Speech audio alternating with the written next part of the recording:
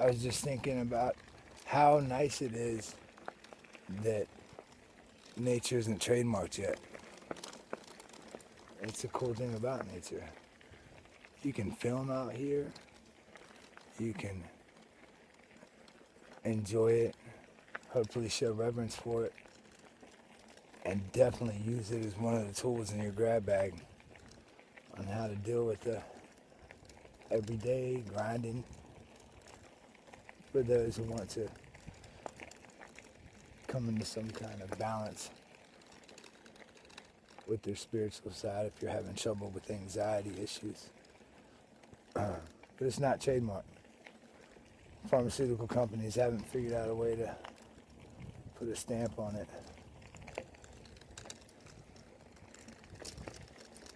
And it's a cure beyond cures.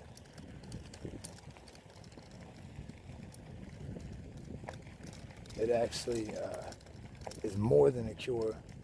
It's almost like going to a fortune teller because it lets you get in touch with your higher self that you can't always focus in on in everyday tablet phone reality.